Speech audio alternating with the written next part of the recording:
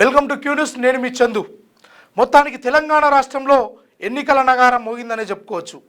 ఇప్పుడే వచ్చినటువంటి breaking news ఏదైతే ఎప్పుడెప్పుడా అని ఎదురు చూస్తున్నటువంటి తెలంగాణ మున్సిపాలిటీ కార్పొరేషన్ ఏవైతే ఉన్నాయో వీటికి ఎన్నికల షెడ్యూల్ అయితే మొత్తానికి రిలీజ్ చేయడం జరిగింది. ఆ రిలీజ్లో భాగంగానే అసలు ఎప్పుడు ఈ ఎలక్షన్స్ అని ఎన్నో రోజుల నుంచి ఎదురు చూస్తున్నటువంటి ఈ రాజకీయ నాయకులు ఎవరైతే ఉన్నారో వీళ్ళ పార్టీలు అధికారంలోకి రావాలని ఎంత ప్రచారంలో ముందుకు సాగినప్పటికీ ఎన్నికల షెడ్యూల్ అనేది మెయిన్ కాబట్టి అదైతే వచ్చేసింది. మరి ఎప్పుడు ఈ ఎలక్షన్స్ అనేది ఒకసారి చూసుకునే ప్రయత్నం చేద్దాం. మొత్తానికి తెలంగాణ రాష్ట్రంలో ఉన్నటువంటి 116 మున్సిపాలిటీలు 7 కార్పొరేషన్లకు సంబంధించినటువంటి ఎన్నికల షెడ్యూల్ అయితే రిలీజ్ చేశారు మన స్టేట్ ఎలక్షన్ కమిషనర్ రాణి కుమిదిని గారు. మొత్తానికి వాళ్ళ చర్చలు అయితే సఫలమైపోయినాయని చెప్పుకోవచ్చు. వాళ్ళు అన్నట్టుగానే ఈరోజు మార్నింగ్ ఏదైతే వివరించారో మేము ఈవినింగ్ కల్లా ఈరోజు ఎట్లా పెట్టి కాన్ఫరెన్స్లు అన్నీ ఒడగొట్టుకొని ఎన్నికల పర్వం కొనసాగేలా చూస్తాము, వాటికి సంబంధించినటువంటి షెడ్యూల్ రిలీజ్ చేస్తామన్న విధంగానే ఈరోజైతే ఎన్నికల షెడ్యూల్ వచ్చేసింది. ఇక రేపటి నుండే తెల్లారి అంటే 2026 జనవరి 28వ తారీఖు నుంచి షురు అయిపోయింది.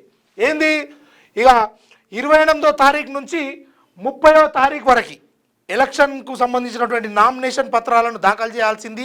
నామినేషన్ల పర్వం కొనసాగుతూ ఉంది. ఇక మరి అటు కాంగ్రెస్ వాళ్ళు, బీజేపీ వాళ్ళు, బీఆర్ఎస్ వాళ్ళు, ఉన్నోళ్ళు, లేనోళ్ళు, ఇండిపెండెంట్లు అందరూ కలిసి మొత్తానికి ఒక్కొక్క మున్సిపాలిటీలో దాదాపుగా ఒక్కొక్క ఈ కౌన్సిలర్గా పోటీ చేసే వాళ్ళు ఎవరైతే ఉంటారో అక్కడ దాదాపుగా ఒక్కొక్క పోలింగ్ స్టేషన్కి సంబంధించి ఒక్కొక్క వార్డుకు సంబంధించి దాదాపుగా 5-6 మంది ఈ ఎన్నికలలో పోటీ చేసే అవకాశం ఉందని తెలుస్తూ ఉన్నది. అందులో భాగంగానే మొత్తానికి 116 మున్సిపాలిటీలలో 7 కార్పొరేషన్లకు సంబంధించినటువంటి ఈ ప్రక్రియ ఒకసారి చూసుకునే ప్రయత్నం చేద్దాం. ఫస్ట్ ఈ ఎన్నికలకు సంబంధించిన ఎలా జరుగుతుంది, ఏంది అసలు డేట్లు ఏంది అనేది ఒకసారి చూసుకుందాము. ఇక ఎన్నికల కమిషన్ అయితే రిలీజ్ చేసింది 28వ తారీఖు రేపటి నుంచే నామినేషన్ల స్వీకరణ ఉంటుంది. దాంట్లో భాగంగానే 30 తారీఖు వరకు ఈ నామినేషన్ల ప్రక్రియ కొనసాగుతుంటుంది.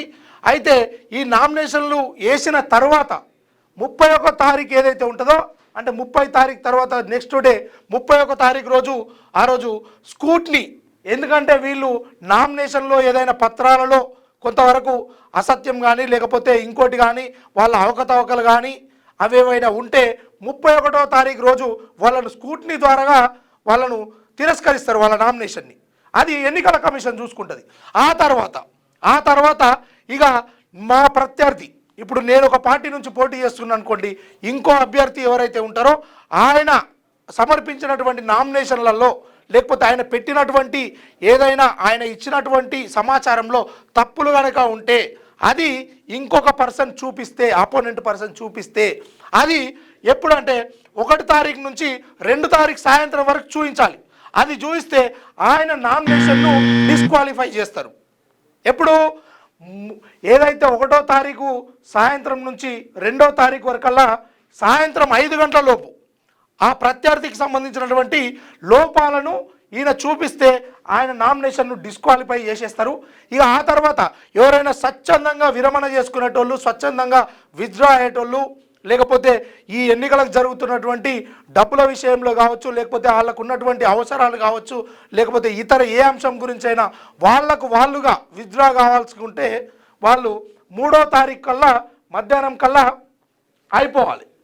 3వ తారీఖు కల్లా విత్డ్రా చేసుకోవాలి. ఇక ఆ తర్వాత ఎన్నికల నగారా ఎట్లుంటుంది, ఓటర్ల పండుగ ఎట్లుంటుంది, ఇక వాళ్ళు పోటీ చేసే ఆ పోటీదారులు ఎలాంటి హామీలు ఇస్తుంటారు, లేకపోతే ఎలాంటిది ఏం చేస్తూ ఉంటుంది అనేది ఇప్పుడు ఎన్నికల ఈ పర్వం ఏదైతే ఉందో మొత్తం చిత్రాల మీద అంటే వాళ్ళకు ఉన్నటువంటి చిహ్నాల మీద నడుస్తూ ఉంటుంది. కాబట్టి ఇప్పుడు కాంగ్రెస్ వాళ్ళది షే గుర్తు, బీజేపీ వాళ్ళది కమలం గుర్తు, అటు బీఆర్ఎస్ వాళ్ళది కారు, ఇటు బీఎస్ వాళ్ళది ఏనుగు, ఈ రకాలుగా ఏవైతే ఉన్నాయో ఈ గుర్తుల మీద ఈ ఎన్నికలు ఆధారపడి ఉంటాయి. అందులో భాగంగానే ఇప్పుడు మొత్తానికైతే మనకు ఈ ఎన్నికలకు సంబంధించిన పూర్తి డాటా వచ్చేసింది. షెడ్యూల్ అయితే విడుదల చేసిర్రు. ఇక ఎప్పుడు అని దాదాపుగా 8 రోజుల పర్వం ఉంది.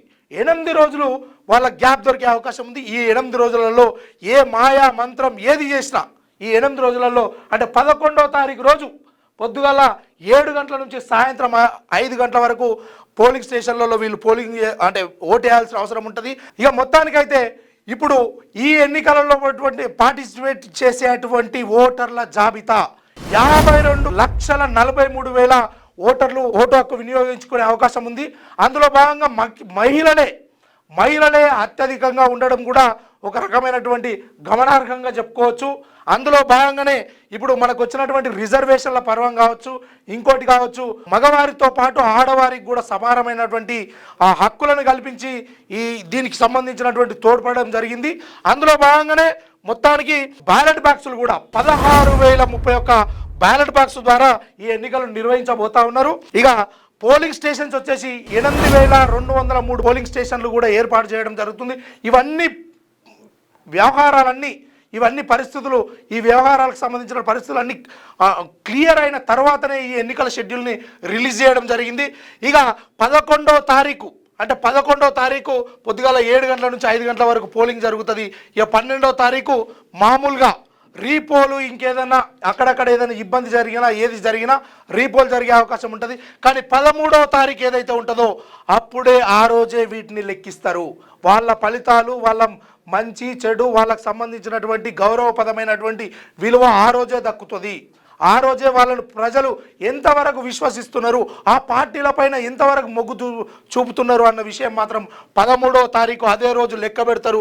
అదే రోజు రిజల్ట్ కూడా అనౌన్స్ చేస్తారు. ఇది మొత్తానికైతే తెలంగాణ రాష్ట్రంలో మరో వారం 10 రోజులు ఎన్నికల నగారా మోగబోతా ఉంది. ఇక ఒక్కొక్కల పరిస్థితి ఒక్కొక్క రకంగా ఉంటుంది. ఈ రకంగా చూసుకుంటే మొత్తానికి తెలంగాణ రాష్ట్రంలో ఏర్పడేటువంటి ప్రతి విషయానికి సంబంధించి తెలంగాణ రాష్ట్రంలో ఉన్నటువంటి ఎన్నికలు జరిగే ప్రక్రియలో ఇటు బీఆర్ఎస్, బీజేపీ, కాంగ్రెసు, బీఎస్పీ, ఇతర కోదండరాం పార్టీ కూడా ఆయన కూడా నేను అంతో ఇంతో అలా చేతేస్తాను, ఆయన 2 ఆడనో ఎన్నో పోటీ చేయరా మా వాళ్ళు. ఇక సిపిఎం వీళ్ళైతే కాంగ్రెస్లో విలీనమైనట్టుగానే మనకు తెలుసు. ఇక మరి ఎంతవరకు ఇక్కడ ఏదైతే మరి ఆంధ్రాలో ఉన్నటువంటి అటు మన టీడీపీ కావచ్చు, లేకపోతే జనసేన, ఇవైతే బీజేపీలో అంటే ఆ పొత్తులో భాగంగానే ఉన్నాయి. కాబట్టి మరి బీజేపీ ఇక్కడ ఏ రకంగా పోటీ చేస్తుందన్న విషయం కూడా ఇంకా స్పష్టత రాలేదు. ఇందులో భాగంగానే మొత్తానికి తెలంగాణ రాష్ట్రంలో ఒక పండుగ వాతావరణాన్ని కొన్ని రోజులు ఒక వారం రోజులు మాత్రము ఇక ఎప్పుడెప్పుడు వస్తారు మా ఇంటికి, ఎవరిని పలకరిస్తారు, ఏంది, ఎవరు మనం రాత్రిపూట తలుపులు నిలబెడదామా, ఎవరికి ఓటేద్దాము, మనల్ని పలకరించిన వాళ్ళు ఉన్నారా, లేని వాళ్ళు ఉన్నారా, పట్టించుకునేటోళ్ళు ఉన్నారా, ఇవన్నీ కార్యక్రమాలు చోటా మోటా లీడర్లకు ఆదాయం సమకూరే వేళ ఈ సమయమే. కాబట్టి 100% వాటిని తక్షణమే దీనిపైన పోలీస్ వ్యవస్థ కావచ్చు, ఎన్నికల కమిషన్ కావచ్చు, ఇవన్నీ దృష్టి సారించాలి. డబ్బులపై ఆధారపడి జీవిస్తున్నటువంటి కొంతమంది మేమే నాయకులమని చెప్పుకునేటోళ్ళందరూ ఈ డబ్బులు వంచి గెలిచే కార్యక్రమం కూడా చేస్తూ ఉంటారు. కానీ ఎన్నికల కమిషన్ దీని మీద పూర్తిగా దృష్టి సారించి డబ్బులు పంచకుండా డబ్బులకు ఓట్లు అమ్ముకొని విధంగా ఈ ఎన్నికలు సజావుగా జరిగే విధంగా చూస్తారని, ఇక ఒక ఇంట్లో ఒక 5 ఓట్లు ఉంటే ఎవరెవరు ఏ పార్టీకి ఎన్ని వేయాలి అనేది పూర్తి స్పష్టత లేని విధంగా ఎన్నికలు జరుగుతూ ఉన్నాయి. సరే, ఇప్పుడు ఒక్కొక్క పార్టీ ఒకరికి అంకితమైనప్పటికీ ఆ ఇంటిలోని 5 ఓట్లు ఒకటే పార్టీకి పడతాయంటే ఈ రోజులలో తెలంగాణ రాష్ట్రంలో ఉన్నటువంటి ఈ ఓటర్ మహాశయులు ఎవరైతే ఉన్నారో మేధో సంపత్తిని కలిగిన వాళ్ళు, తెలంగాణ ప్రజలు అంటే ఆత్మగౌరవం వల్ల ప్రజలు కాబట్టి ఈ ప్రజలు ఎవరిని అన్యాయం చేయదలుచుకోరు. ఎందుకంటే అందరూ మనకు ఎంతో కొంత ఉపయోగపడరని మనిషికో ఓటేస్తుంటారు. కానీ ఇప్పటికిప్పుడు తెలంగాణ రాష్ట్రంలో ఉన్నటువంటి ఏవైతే జరుగుతున్న ఎన్నికలలో కాంగ్రెస్ పార్టీ ఏదైతే ఉందో కాంగ్రెస్ పార్టీ పుసుకున్న ఈ ఎన్నికలలో ఓడిపోతే అటు రేవంత్ రెడ్డి సర్కార్ ఏం కూలిపోదు, లేకపోతే రేవంత్ రెడ్డికి ఇంకా ఒక హై లెవెల్ ఏదో వచ్చినట్టయితే ఉండదు. అదే అని బీఆర్ఎస్ పార్టీ కూడా ఈ దాంట్లో ఏమి ఫలితం సాధించకపోతే, అత్యధిక సీట్లు గెలవకపోతే ఇంట్లో కూడా వాళ్ళకి జరిగిన నష్టమేమి ఉండదు. మరి బీజేపీలకు కూడా ఇంట్లో జరిగే నష్టం ఏముండదు. కానీ ప్రజలు గెలవాలి, ప్రజల మనసులు గెలవాలి అనే నాయకులను వాళ్ళు ఏ పార్టీలో ఉన్నా, ఇండిపెండెంట్లో ఉన్నా, వాళ్ళని గెలిపించే ప్రయత్నం చేయాలి. ఎందుకంటే ప్రస్తుతం వస్తున్నటువంటి ఇవి ఏవైతే 420 హామీలతో పాటు 6 గ్యారెంటీలు అమలుకు సంబంధించిన విషయంలో ఇక్కడనే దెబ్బకొట్టాల్సిన అవసరం ఉంది. ఎందుకంటే ప్రభుత్వం ఎప్పటికైనా ప్రశ్నించే గొంతులను కావచ్చు, లేకపోతే ప్రశ్నించే హక్కులను కావచ్చు కాలరాసే ప్రయత్నమే చేస్తూ ఉంటుంది.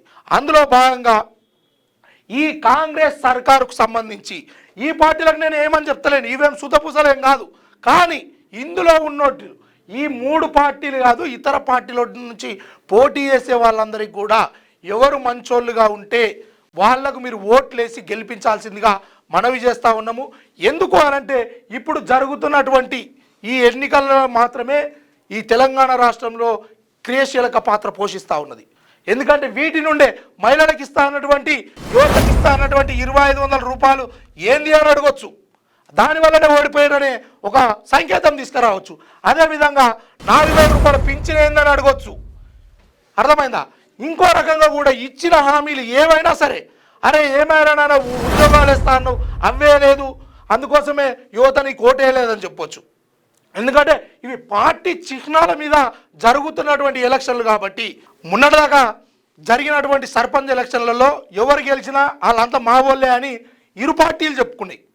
ఇప్పుడు మాత్రం అలాంటి పరిస్థితి లేదు.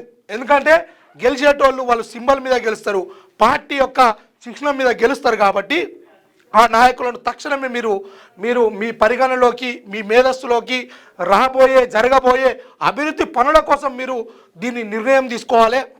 ఎందుకంటే 6 గ్యారెంటీలే కాదు, చాలా హామీలు ఇచ్చినటువంటి కాంగ్రెస్ పార్టీ కావచ్చు, లేకపోతే మేము ఇక ప్రతిపక్ష పాత్రను పోషించలేము, లేకపోతే ఇంకోటి అనుకుంటున్నటువంటి బీఆర్ఎస్ కావచ్చు, మేము ఇక డబుల్ ఇంజన్ సర్కార్ రావాలి, ఉన్న సర్కార్లలో ఎగబెడుతున్నామని చెప్పేసి మాట్లాడుతున్నటువంటి ఈ బీజేపీకి కూడా మీరు కాకపోతే పార్టీల పరంగా కాకుండా ఇందులో నుంచి పోటీ చేస్తున్నటువంటి, లేకపోతే ఇతరులు ఇండిపెండెంట్గా పోటీ చేస్తున్నటువంటి ఎవరైతే నాయకులు ఉంటారో వాళ్ళకి మీరు ఓటు వేసి గెలిపించాల్సిందిగా కోరుతా ఉన్నాం. ఎంతో కొంత ప్రజలమైన నాయకులపైన ఒక ఒత్తిడి ఉంటుంది. ఎందుకంటే మన ప్రభుత్వమే ఇలా అధికారంలోకి ఉన్నది, ఇక మనకే ఓటేస్తే ఏదో జరుగుతుంది.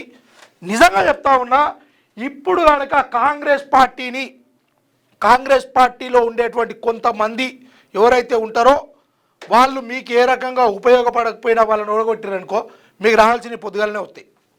ఎందుకంటే ఇంకా మునుముందు కూడా ఎలక్షన్లు ఉన్నాయి కదా, ఇప్పటికే అయిపోలే కదా.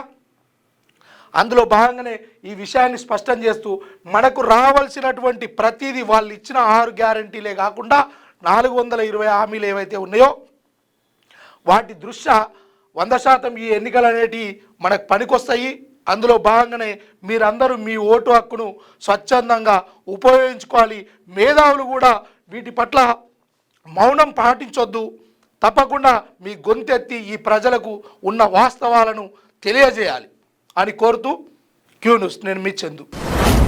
మీ వ్యాపారం అభివృద్ధి కావాలని కోరుకుంటున్నారా?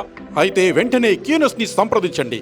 Schools, colleges, banks, shops, office promotions, land promotions, political promotions, restaurant promotions, hospital promotions, పుట్టినరోజు వేడుకలు, శుభకార్యాలు, వ్యాపారాలు ఏవైనా, సందర్భం ఏదైనా ఇప్పుడే క్యూ న్యూస్ ద్వారా తెలియజేయండి. మీ వ్యాపారాన్ని అభివృద్ధి చేసుకోండి.